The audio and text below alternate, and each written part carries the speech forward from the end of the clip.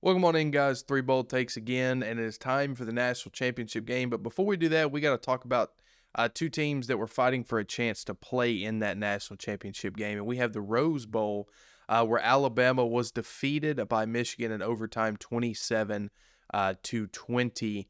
Um, Last play of the game, stuffed at the line, 4th and 3. Pretty sure everybody's seen it by now.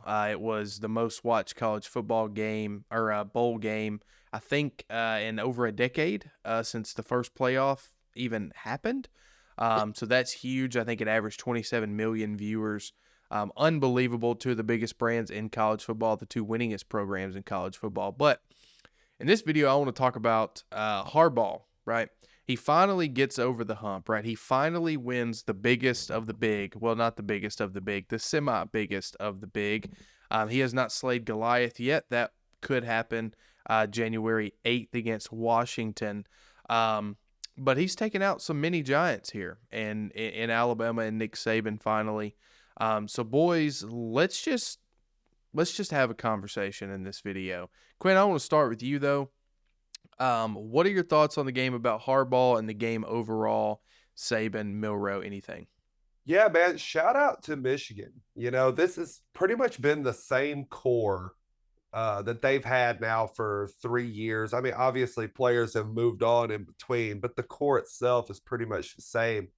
And they've steadily gotten closer to achieving what they want to achieve every year. And it really did feel like this was the year they had to pull it off. And Alabama was a tall task to do it, and they showed up huge. Honestly, you watch the game back, and I know Michigan wins by scoring late to tie it and then winning in OT. Frankly, Alabama was lucky to be in that position. You think back on the game, there was a swing of 11 points that Michigan kind of just handed them. The muff punt that led to a touchdown like 2 or 3 plays later on a busted play. Then you have the missed field or the missed extra point and the missed field goal. That's a swing of 11 just on special teams play alone. So, in a lot of ways, this team, the defense especially, but also the run game and offensive line, they showed up huge and kind of forced their will on an Alabama team in a way that I haven't seen done since probably Georgia in the national title game 2 years ago. Uh, it was a great win for Michigan. You know the thing that impressed me the most, and honestly, it made me regret because I picked Alabama to win the game in a close one. But the thing I didn't anticipate was how because the reason I want or picked Michigan or picked Alabama to beat Michigan was Alabama's secondary, and what I didn't anticipate was Michigan utilizing the tight end passing attack over the middle against the linebacker coverage to build a passing game off of. I thought that was a genius strategy by Michigan. It's something that Alabama, frankly, doesn't have to deal with that much in the SEC conference, where they try to out athlete you more so than just steadily pro style move the ball down the field. And as far as Michigan's defense, man, they allowed one explosive play, I would say. The McKellen touchdown run at the beginning of the game was about the only explosive play they gave up. And that's really been Alabama's bread and butter this season, is play elite defense and hit an explosive play and just crush your soul. They did not give up the explosive plays, and they found ways to expose Alabama's pass coverage in a way that was creative. Well, it's 12 personnel. It's not like the something new, but it was something that I didn't give them enough credit for going into the game. So I was very impressed with Harbaugh and Michigan and the effort they brought to the Rose Bowl.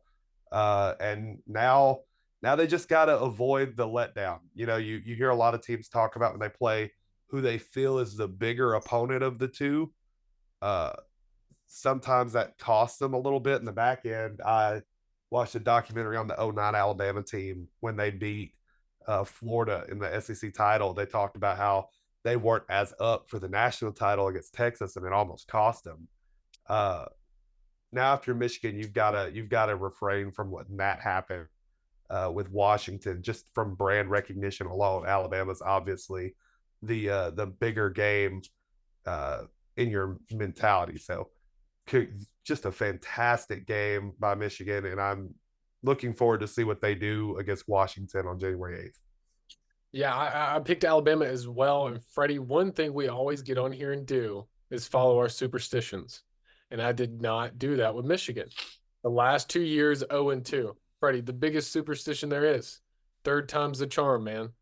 Michigan, the third time's the charm, winning the semifinal game. Didn't even think about it, but it crossed my mind today when I was thinking about this game and thinking about talking about it. Um, Absolute masterclass by Harbaugh. The poise and the tenacity late in the game in the final 5 minutes. My mood switched in the final 5 minutes, thinking we're not going to get this ball back.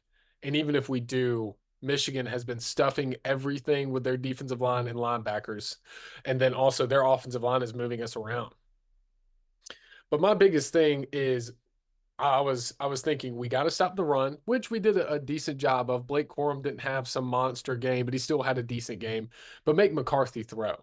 The first play of the game was McCarthy throws it and Caleb Downs intercepts it. Well, he was out of bounds, so it gets called back. And that's Quinn mentioned the passing game with the tight ends. Just the passing game in general threw me off. McCarthy looked unfazed through a lot of the pressure that we sent to him. Um, and he was hitting his guys in open space. He was finding the right guy, and they were making plays through the passing game. So that threw me off because that was my defensive strategy was make McCarthy beat you. The last 4 games against the top opponents this season, I don't think he threw for over 150 yards. All of a sudden he comes out against Alabama in that secondary, and you're throwing for 220, 3 touchdowns. At McCarthy showed up. That was impressive to me. They built on that and they said, "Hey, we're not going to rely on our running game only." So props to Michigan for that. But then for Alabama, I noticed for the first 3, 4 drives for Alabama was we're going to set up that big play. We're going to have that explosive play early, but the Michigan front seven wasn't allowing it to happen, keeping everything in front of them, getting enough pressure to where Milrow can't step up and either escape or step up and throw downfield. And I don't know why Tommy Reese didn't change that after the first, second drive, because that's what they were looking for with Burton, and it wasn't there. It just wasn't there. And I think that was the biggest letdown is you wasted about 3 to 4 drives to open the game, didn't move the ball very well. Um, and then when you moved the ball late, you tried to open it back up with more deep passes that wasn't working.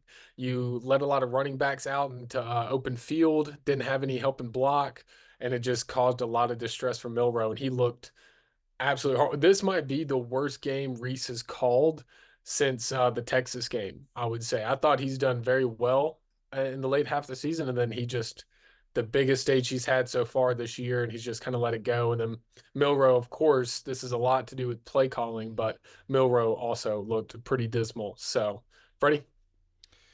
Yeah, not really too much to add to you guys besides what you had said. Um, I do want to bring up something that Quinn had mentioned earlier. I think it was right after the game, or it may have been during the game, um, where that Alabama team looked like the team we saw against USF at USF, and it couldn't be further from the truth. The last time that Alabama played in Pasadena, they got drummed by Clemson. So I don't know if it's something to do with travel, but they just did not look like that they were ready to play in that game. Um, you would have thought that they would have had all the ammunition they needed to get up, for the game after what Harbaugh said about Milrow being, about like their backup quarterback and this and that. Like you would have thought you're playing the number one team in the country. You're an underdog, which, doesn't happen often. You were an underdog against a team that is, allegations of cheating going on, but let's be real, they cheated. I mean, there wouldn't have been a suspension if Harbaugh didn't cheat. So I think I can say that and not get flamed for it. But you had a lot going for you here. And the offensive line returned to what it was earlier in the year as well. And I think that's where all the problem stems from on offense, right? Because you have a quarterback that likes to run RPOs, right? He likes to have options. Well, what do you have to have options? You have to have time to see the different options, right? Some of the RPOs are pre-snap plays. You look at the very last play of the game. That was a pre-snap call of an RPO, right? The linebacker went with the running back out wide. You knew that you had a running lane right where that linebacker was going to be, but he couldn't get the snap off. He couldn't get a good grasp on the snap to even see the lane to go.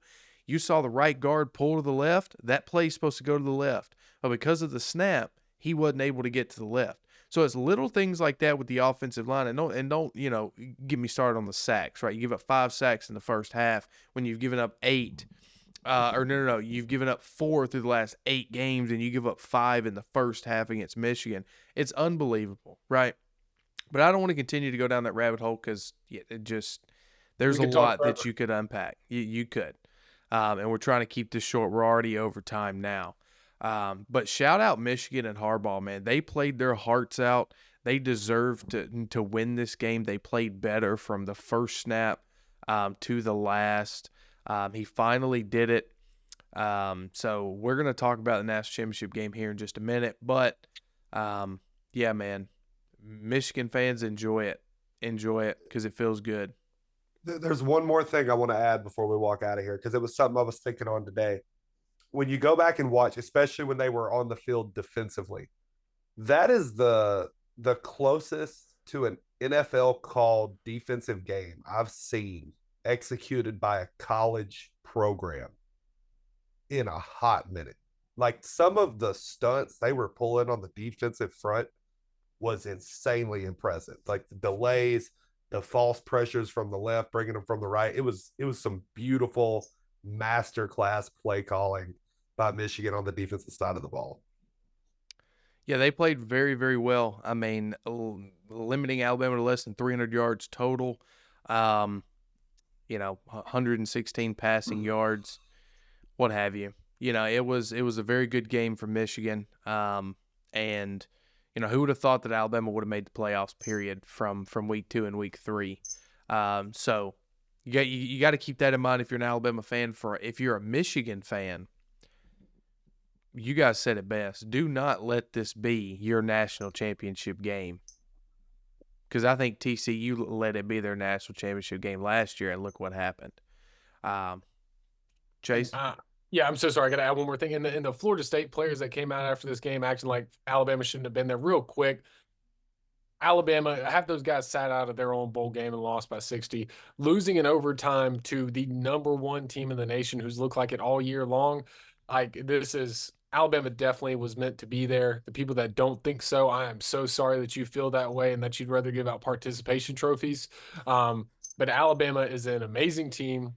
They fought through a lot of adversity, and with 5 minutes left to go in that game, had the game in hand. So I'll just say that I had to throw that out there. Florida State players tweeting out that Alabama shouldn't have been there. Everybody going crazy, having a moral victory. It's preposterous. Alabama deserved to be there. They deserved to be in the playoffs. Yeah, they almost won the game at the end with that special teams blunder by Michigan. That very easily could have been a safety, and that'd have been ball game.